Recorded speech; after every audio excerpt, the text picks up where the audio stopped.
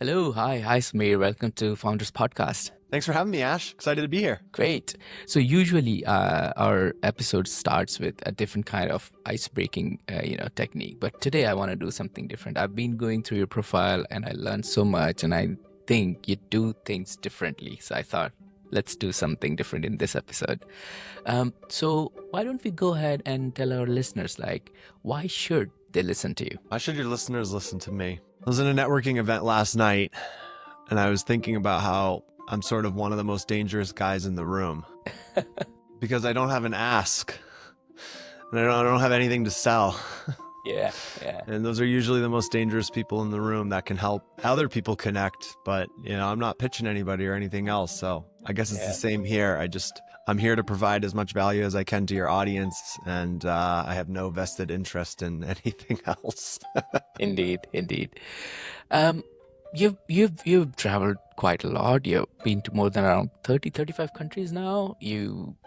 How has that shaped your entrepreneurial mindset? Give us a little bit of juice. Everyone should travel. Everyone should travel. I mean, it gives you different perspectives on so many things. And I think depending on where you live in the world, in the country, wherever,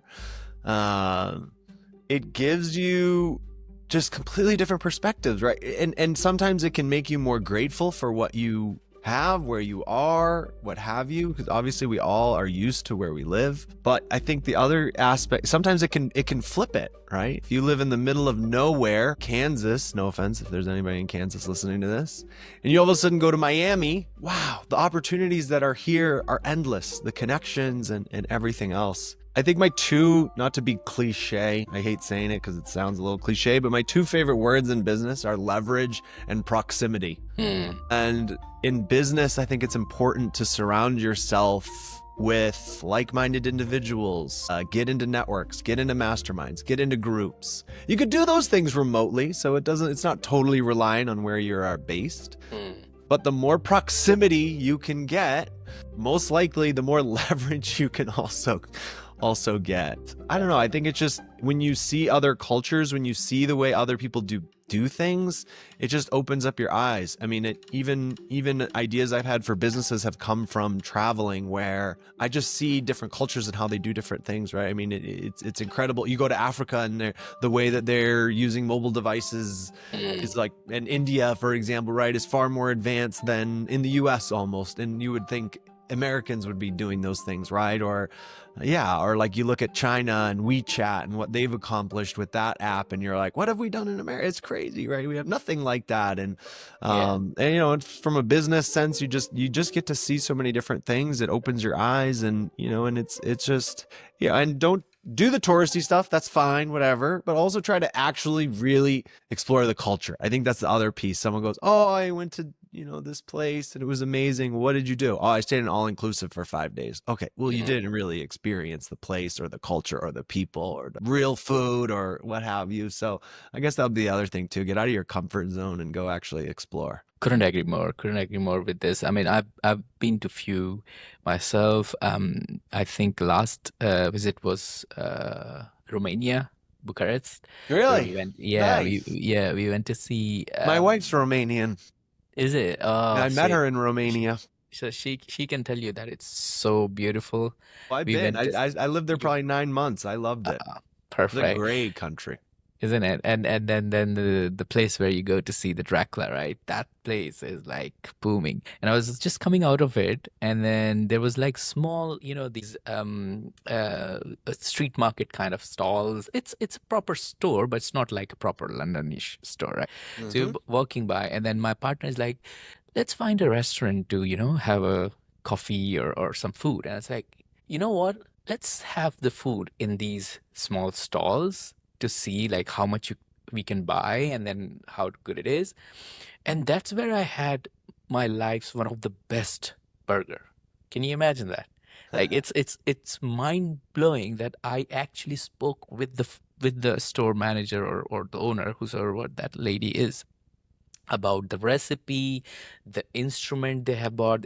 She has bought an instrument of 30,000 euros just to like make that burger. Can you imagine in that remote place? So, couldn't agree more. It's amazing. You have to travel and experience. So let's get back to our found space section then. You have scaled brands to millions, not just with straightforward technology, but also with AI. And now you're teaching founders how to do that. Would you be able to give us a little bit background from your side, like where you grown up, where your roots from, and what actually triggered you to get into the entrepreneurial space? My dad was an entrepreneur, so certainly that shaped me at a young age from just seeing him hustle and deal with, yeah, just do deals and all types of things. I think at a young age I had no idea what an entrepreneur was. I think he considered himself a consultant, and I was like, I don't even know what a consultant is. Kid, when you're a kid, people are like, what does your dad do? I'm like, I have no idea. Yeah, and I mean, for me, it's freedom. Freedom's one of my core values, and I think nothing else provides you with more freedom. Time freedom, money freedom, right? I mean, there certainly are the jokes where, hey, I work 80 hours so I don't have to work 40. And that's still about freedom in a way, because you get to determine what you do and no one else tells you what you do. But once you're able to actually grow to a certain point, build the right systems and processes, delegation and hiring an A+ team, you do start to have some time freedom. I mean, that's why I was able to go to so many countries, because I just got to travel a lot, and I still worked, but not slaving away in million hours and everything else. And yeah, I wanted experience first, because I think that's so important. I tried to start a business or two in college and quickly realized, okay, I don't have that much experience. I even went to school for entrepreneurship and the professors were pretty much useless. I mean, I literally took an HR class and I'm like trying to hire a couple employees and I'm like, so what do I do? And they're like, no, no, no, we don't talk about that here. We're way up here. Like Yeah. if you have 50,000 employees, well, how does this help me? And, and so for whatever, take it for whatever you will, like it wasn't that helpful, let's say, in my entrepreneurial, world, life. And yeah, I always knew I wanted to do something, but for me, it was always just making sure that I did it with integrity and it was something that I believed in and it was something that I was really good at. And then I could actually deliver a really great service or product, because I think that's important for me. I'm great at sales, but if I don't believe in it, right now, you want me to convince you why Android's better than iPhone? I'll probably convince you to switch because I believe it and I can talk about it. But if it's something I don't believe in, then, I'm a very transparent guy. So I'm just not going to be able to do it. So I think that was always a big thing for me. And even when I would move on from a company, it was because I no longer believed in the team or the product or the service. And I knew it was time to move on because I didn't have sort of that personal integrity about that service. So yeah, for me, it was really about that. So I went out and just gained the experience and the knowledge that I needed in order to do something that I believed in. That first thing that was successful, let's say, was Fetch and Funnel, a marketing agency. I certainly had some smaller ventures before that, but Fetch and Funnel was certainly my most successful startup to date, let's say. And Big yeah, exit from it, right? yeah, sorry. You had a big exit from it, right? Yeah, yep, 7-figure exit last year. To a great agency that I was really close with. Certainly happy to talk about how those things happen and what you do and whatnot. But yeah, it was again, same thing. It was sort of time to move on. It was something that I still believe in, but I knew that the industry's changing, things are changing really quickly, and I needed to move on to something that I would be more excited about and more passionate about, and yeah, really just enjoy. It did. And you know what? I've been particularly very excited about this episode because I had a chat with a couple of my friends on in the bar last weekend, and I've been chatting with my connections on LinkedIn, and I explained to them that I'm interviewing this entrepreneur who has had this great success, but he is actually teaching people how to implement these growth hacks in place. And they were like, eyes are lit up, exactly like what you were explaining, like when you were in your business school. Founders has this big dilemma where they had to spend all of their time, but more more so their money, they get investment from outside. But what they lack is sometimes how to get more traction, how to get the eyeballs, on their product or services. You've been in this space quite a long time. Uh, you know, Conversion is one of your primary, I guess, skill set or superpower. Would you be able to talk a little bit about your growth system, your growth hacks, which you have used in the past, and potentially it will help our listeners to, implement the similar kind of tips and techniques? Yeah, yeah, absolutely. Growth is different from at every stage, right? And I think it you have to take a step back and realize sort of where you're at and what needs to happen in order to get to where you're trying to go. So the first aspect is really setting your own goals. If you don't have your goals, that's the first place you have to start. And everyone can have different goals. That's totally okay. You don't need a $100 million business, $10 million business if that's not your goal. If you just want to have, if you just want to have time freedom and work a few hours and make enough money for an honest living, that's great. Those are great goals, right? You want to build a $20 million company, that's also great. And so setting clear goals and expectations is so important. And alongside that, understanding your numbers. Understanding your numbers is so important.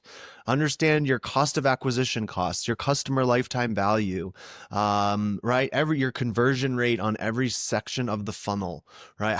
What percentage, of leads am I capturing, right? If you have a pop-up form or you're trying to collect leads, what percentage of people are filling out that form? Then what percentage of people are adding to cart, making a purchase, whatever your transaction, whatever you're trying to do online, your cost per phone call, whatever it is, just like know those numbers through and through.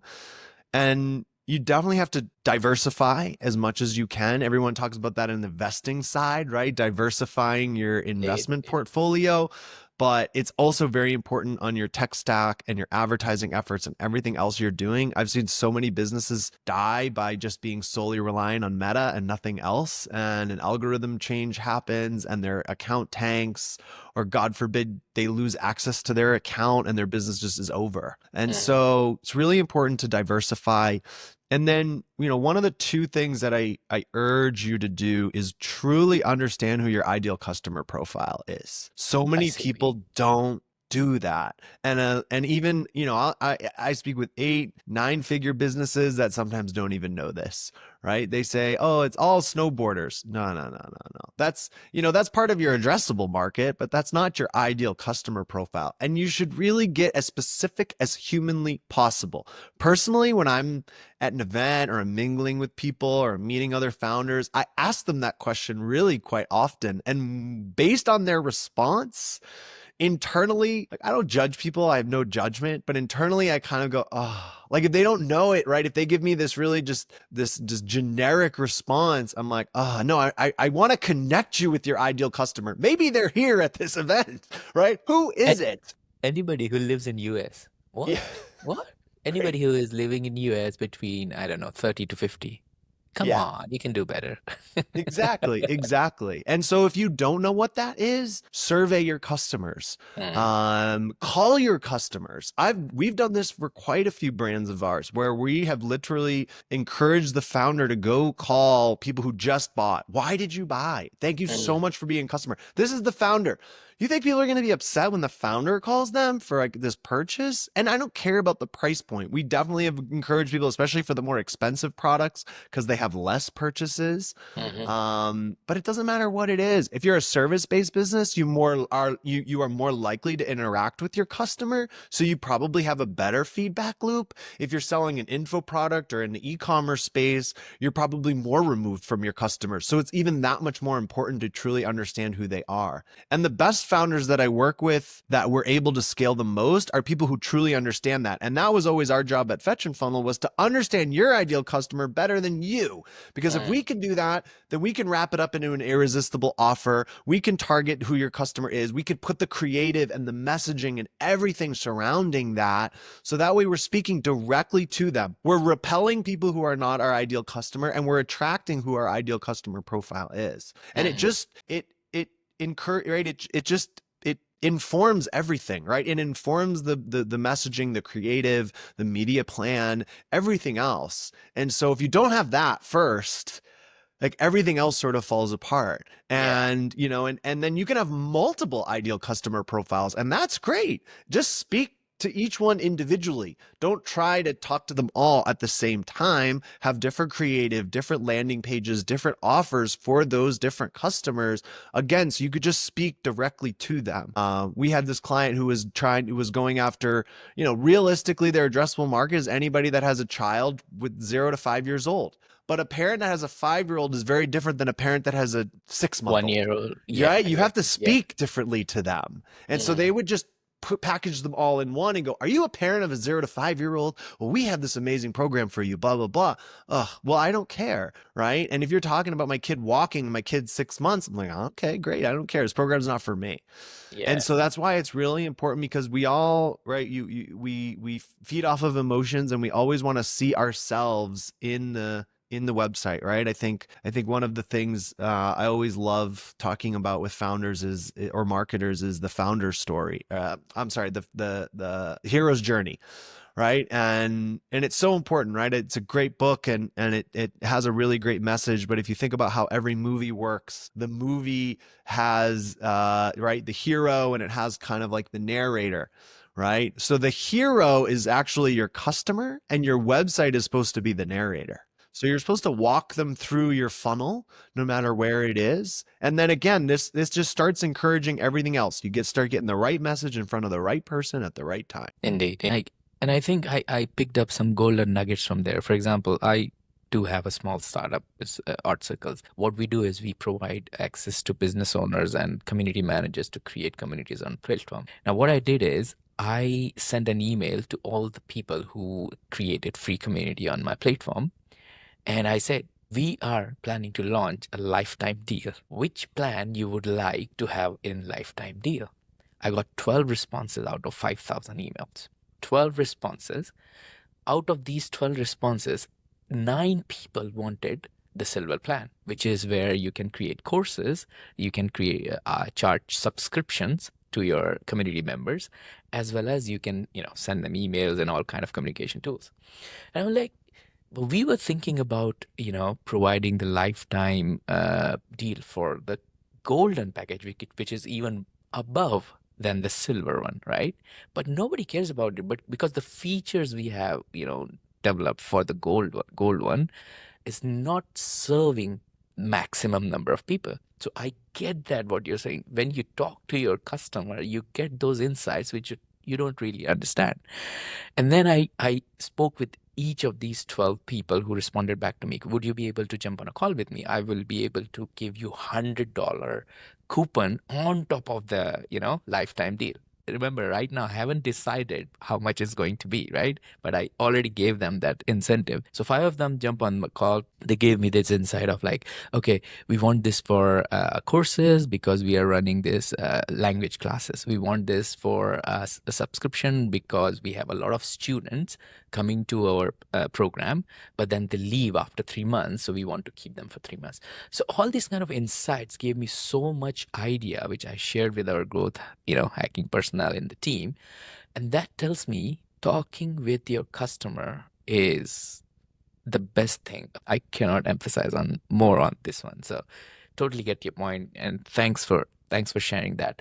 And even the abandoned carters too. Call Yeah. them too. Like, why did you abandon? Is there any questions you have, right? Run an abandoned cart survey. I don't care if you're trying to collect leads, customers, whatever. There's gold in there. There's gold in there. Goal in there, definitely. So Samir, what I've learned from reading about you online is you are a person who are so good with growth hacking that even big brands are now copying your techniques. They're not going towards their traditional marketing strategies. They're coming to you, they're asking you what are the different growth hacking techniques we could implement for our particular brand to grow more. 28% of our listeners are the people who are either in their 9 to 5 job and they want to get into their founder space, or a little bit of those people are who are already got their seed funding by accelerator programs, Antler, EF, YC, etc. Uh, Considering going through these numbers, what I realized that most of them are SaaS founders, software founders, application founders. Would you be able to share some tangible, helpful techniques or strategies for the audience which is catering towards the software? Usually they're the worst marketers, funny enough. I Yeah. come from the SaaS space and I'm going back into the SaaS space. Yeah. And yeah, sometimes they're the worst marketers. It's so funny. I don't know why. They build this amazing technology, these amazing programs, and they just don't know how to talk about it.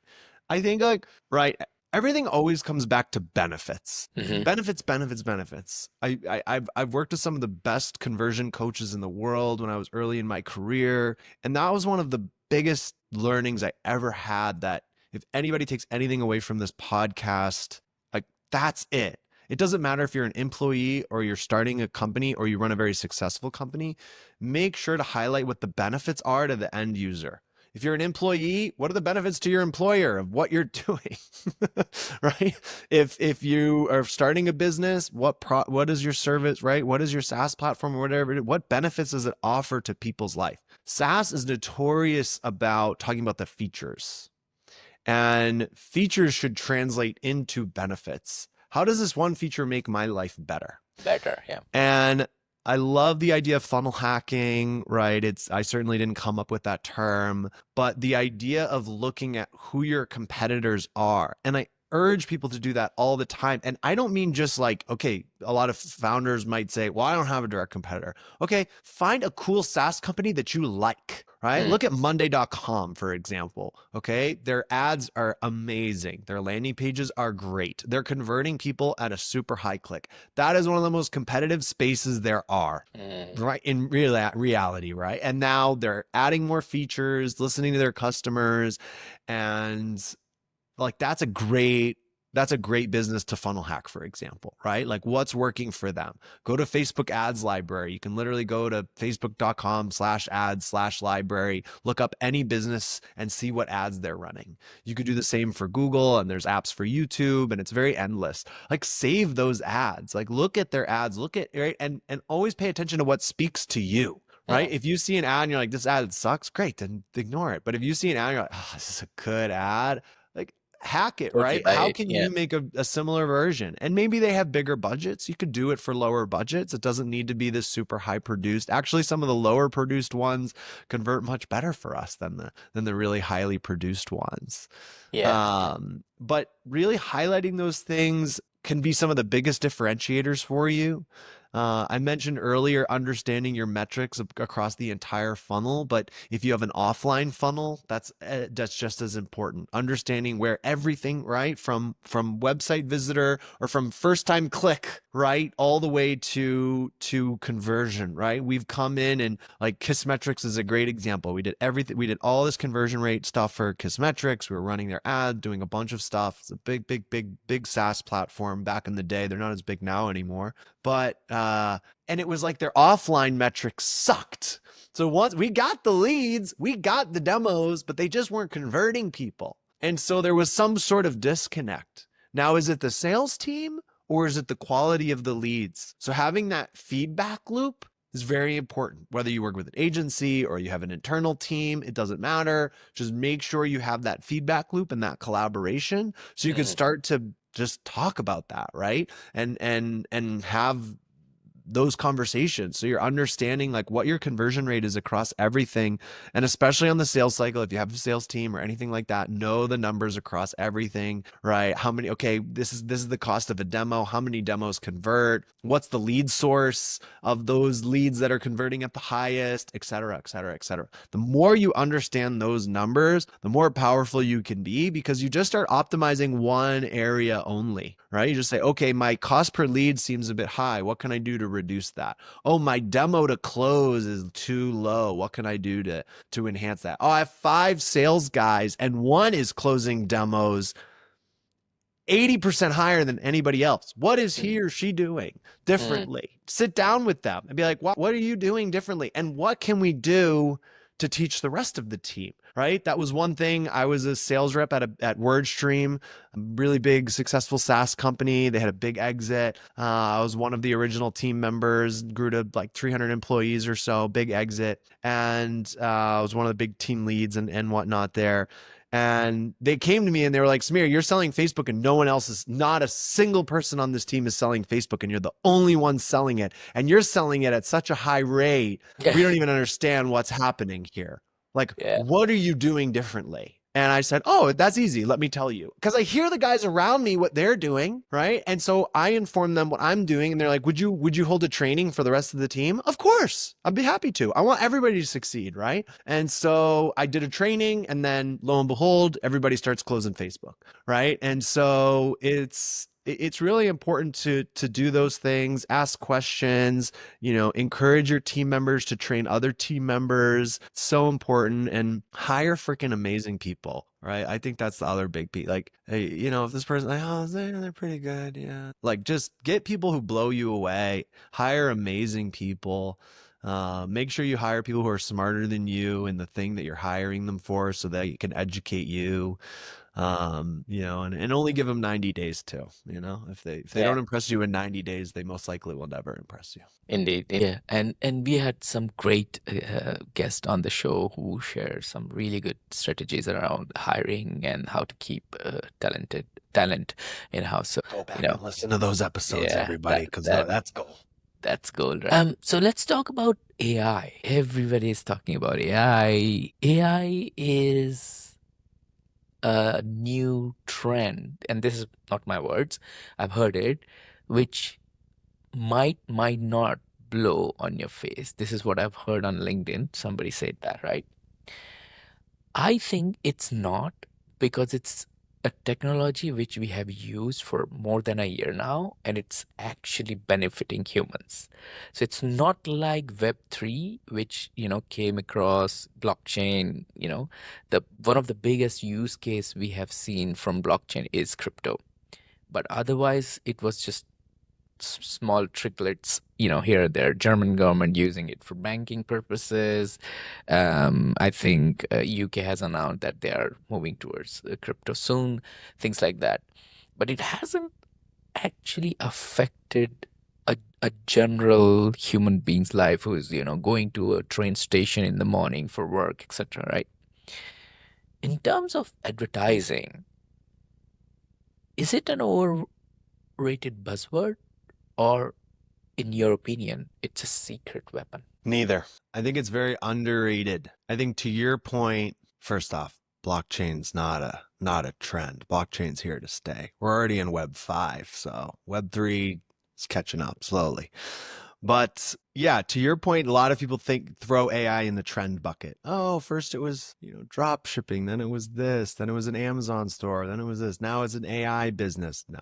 AI is here to stay.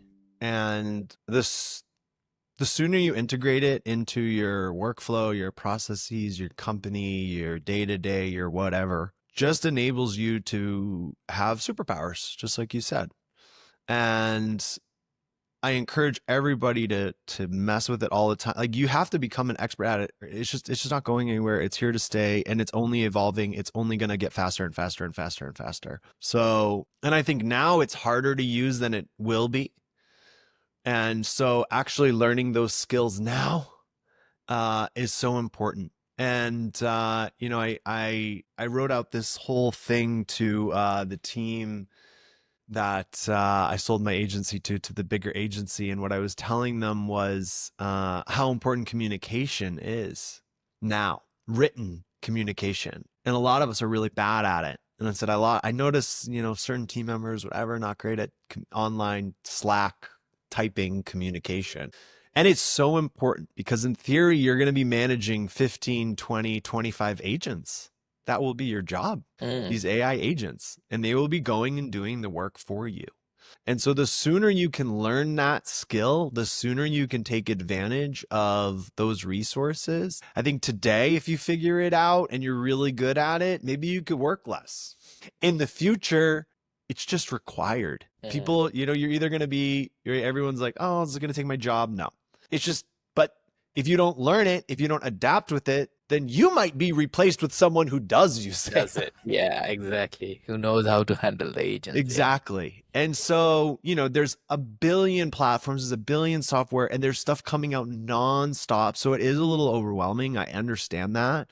Even I've entrusted my assistant in just always finding new things for me to check out. And that's like one Mm. of her main jobs right now, is just always being on top of cool software, cool AI SaaS is coming out. Now, it needs to be specific to your job function, to your role, to whatever you're doing. If you're a creative, it's endless. If you're a writer, it's endless, right? And so just understanding what benefits you, and then just go and watch some YouTube tutorials. Go, like, get your Instagram feed to start serving you, or TikTok feed, or whatever. If you spend time on social media, don't watch smut, and actually try to use it. Try to teach the algorithm to teach you things that you want. My algorithms I love, because everything in my algorithms are just learning, things to learn, podcasts I love, whatever it is, right? And so if I go and scroll a little bit, it's not like, it's what I'm actually learning a bunch of information, finding new bots, finding new AI tools, finding out new things. And so, yeah, I mean, and it's moving at the speed of light, man. I can give you so many examples that, like, overnight, it's so crazy that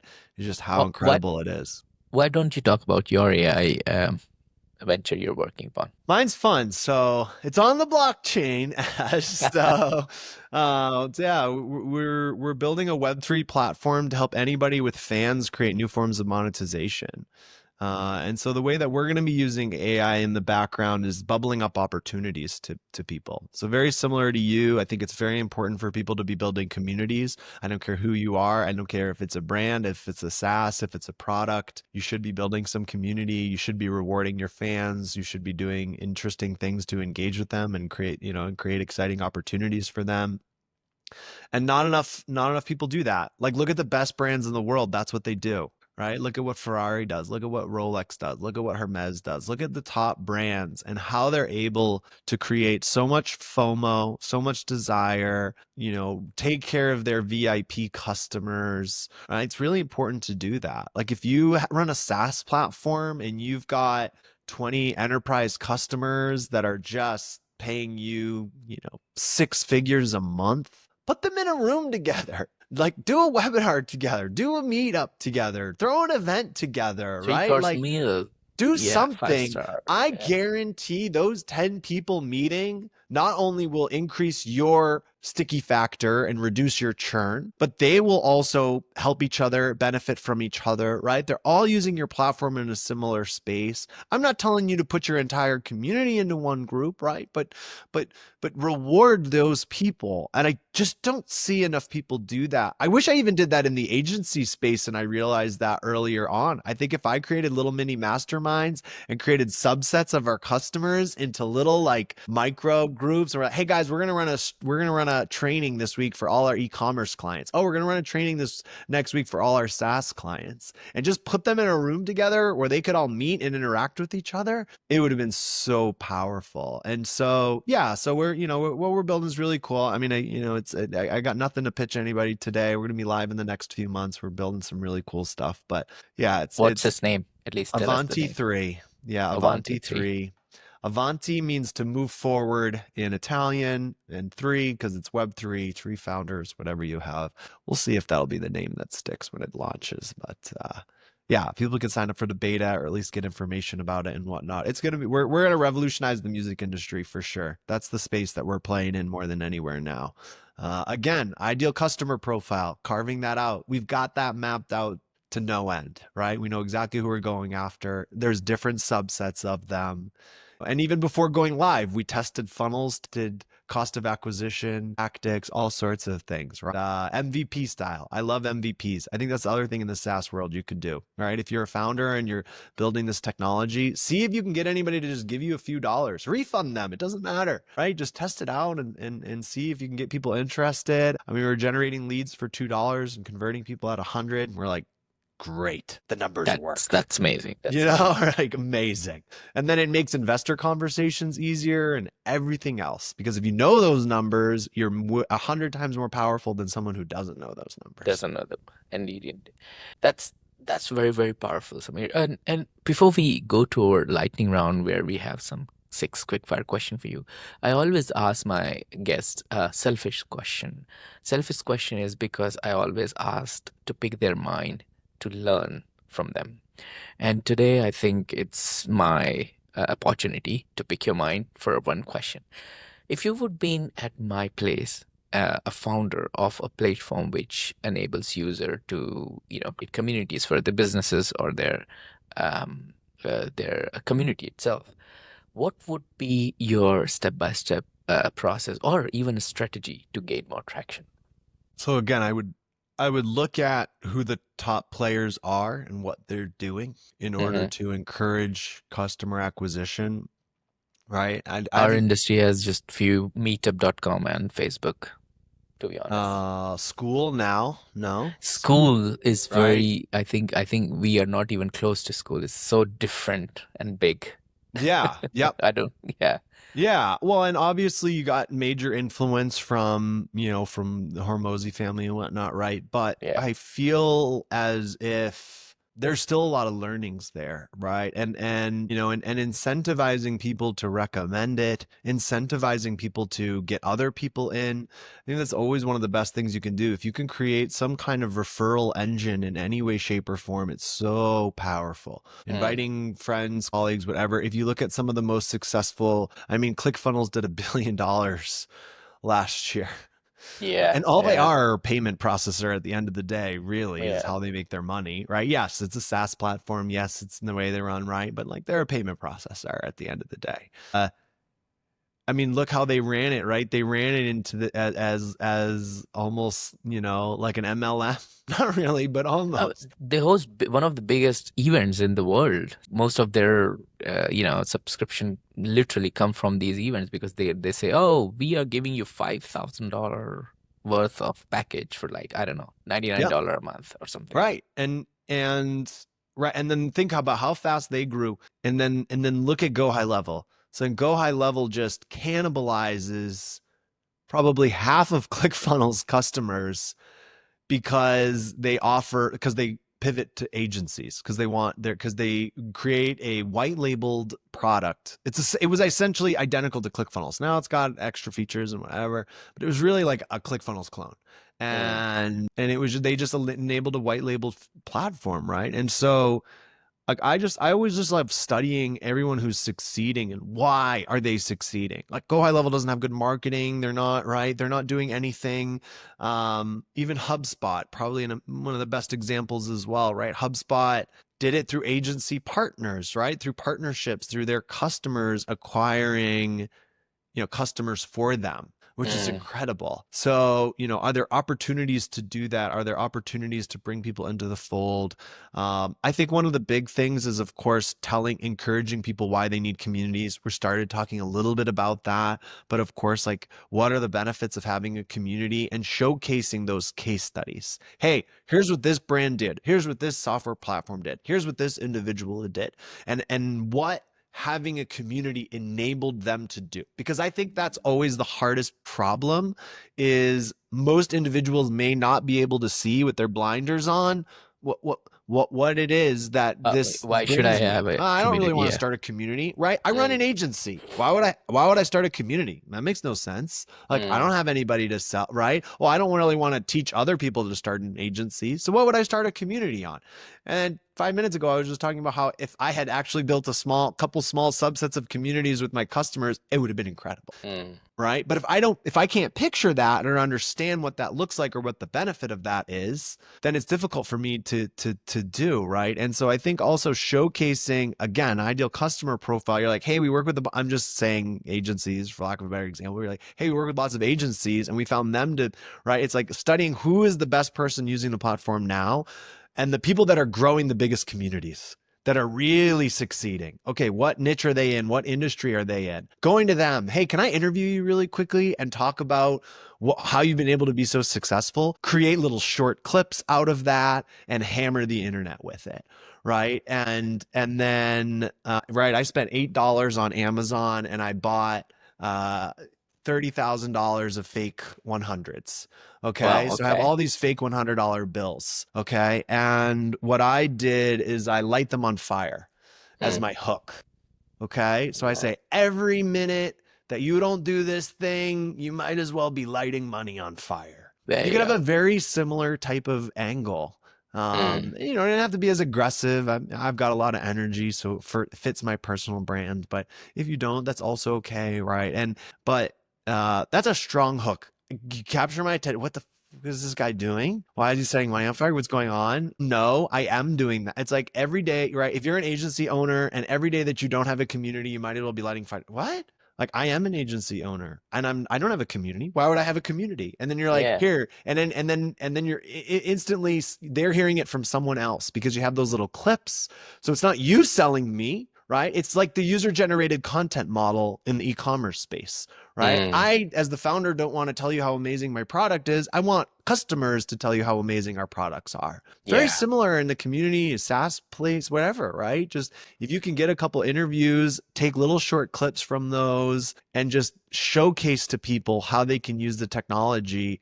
Like that's what we have to do at Avanti 3 because what we're building is so revolutionary. No one's going to know how to use the tech and they're going to have no idea all the bells and whistles and how endless it is. So we need to work directly with their team, their creative team, and our creative team to develop the plan. And we're going to base it off of other success stories. Hey, this is what worked really well for Rihanna. You're in a very similar industry. It seems like you Mm. have a very similar customer base. These are the three most interesting things we did for her fan base and how we were able to blow up her community. This is what we did. We think something similar would work for you, but let's tweak it a little bit for your personal brand, right? And you're of course different and customizing that, right? And then, you know, and of course like encouraging them to provide value because obviously community's garbage unless you provide value. But Indeed. Yeah. yeah. Yeah. There's lots of communities on school which I joined to learn, and then I realized that it's not going so well, so I have to unjoin it. But yeah, I get your point. What you're Yeah. saying. I mean, that's the giveaway problem, right? Like encouraging Yeah. everybody and their mother to start a community as part of a big giveaway program. Indeed. Yeah. Great stuff. So I'm really enjoying this conversation, but we are limited of time. So let's jump into our lightning round. We got 6 quick-fire questions for you. If you don't want to answer one of them, just let me know and then we can skip it. Are you ready? Ready. Great stuff. What's the top 3 strategies to generate leads in 2025? Post a lot on organic, no matter what. Post on organic. Post as much content as you can, a couple times a day if you can. Post on the channels that are the most important to you. Like Facebook is coming back in a really meaningful way and whatever platforms make the most sense to you. Run paid ads. You got to run paid ads, generate leads. One of the best ways for you to do it. You usually can test a lot faster than you can organically, depending. And pay attention to your creative. Really work on your creative. So that leads Your back to the other messaging. two. But make sure that Yeah, you've got killer creative and pay attention to what's converting and what's not. And just continue to iterate and test and iterate and test and try to understand why what didn't work, why it didn't work, and why what's working is working. indeed. Indeed. What book would you recommend to our audience and why? There's too many books, man. Everybody's in a different position.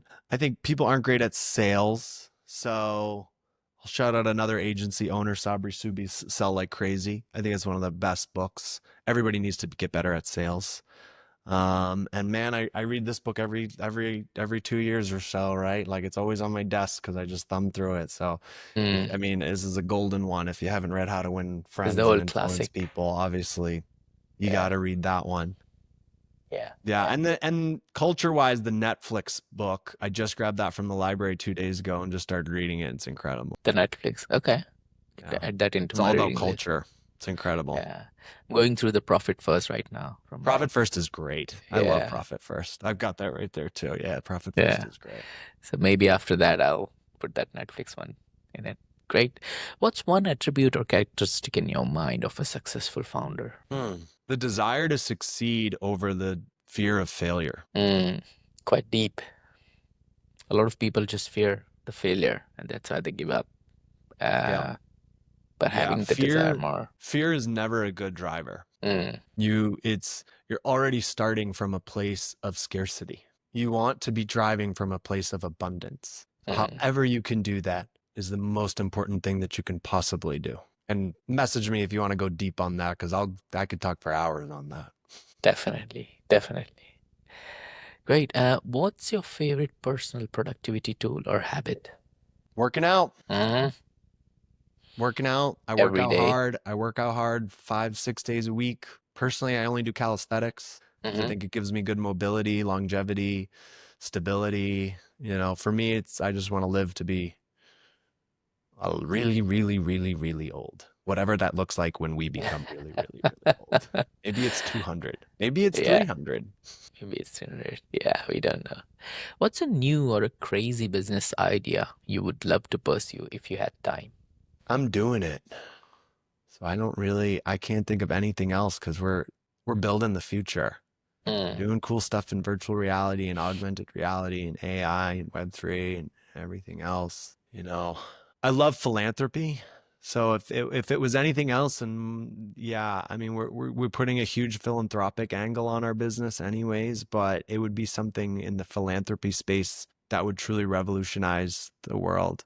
Um, like I love the 5 Hour Energy guy. Have you seen his documentary and like all the cool science stuff he actually does? I heard already. Not yet. Is it on Yeah, YouTube? 5 Hour I'll Energy watch is it. just like little energy shots, little like Oh, okay. energy shots you buy at, grocery store, Mm, drugstore, whatever. And the guy's like has the best science lab in the world practically. And he gives them unlimited budget and he says, you solve three problems: health, energy, and water. mm, And I won't go into what they've done, but what they've done is incredible. And what they try to focus on is like emerging markets, not appealing to the wealthy, right? Like, okay, how can someone in a small home in India or wherever power their entire house by riding a bicycle for 15 minutes and power their house for an entire day? Cool stuff. that's really cool. Yeah. So it would be something like that. Nice. And last but not least, what's an interesting or fun fact about you that most people don't know? I was a classically trained pianist at 7 years old. And went on to play other instruments and perform a lot. And actually, I'm really grateful for that. So if there are any parents here listening, if you're already older, it might be too late. But if you're a parent, I certainly encourage you to get your kid performing, whatever it is. It doesn't need to be music. I swear that gave me so much confidence as a kid that you could put me on a stage with 20,000 people and I won't be nervous. And so it was actually an amazing skill set to learn too. Perfect. Samir, thank you so much for joining me and sharing your story and, unpacking the last years and what you're planning to do in the future for the business. People want to check out your new venture or just get in touch with you. What's the best way to do it? I'm the only Samir ElKamouny in the world, so it's pretty easy to find me. So whatever channel you want to connect with me on, hit me up. Insta, LinkedIn, whatever. I'm online. So yeah, I love helping everybody too. So if you want to, shoot the breeze, talk about your venture, you want a couple tips and tricks, I'm always open to help anybody out. So like I said, I got nothing to sell you. I love when people succeed. I love like my purpose in life is instilling financial freedom in others. So if there's any way that I can help you along your journey, no matter where you are in your journey, I'd love to help you. And I appreciate the opportunity, Ash. Thank you so much for joining us today and sharing your inspiring journey and the impactful work you're doing by helping others. It's been an absolute pleasure having you on Founders Podcast.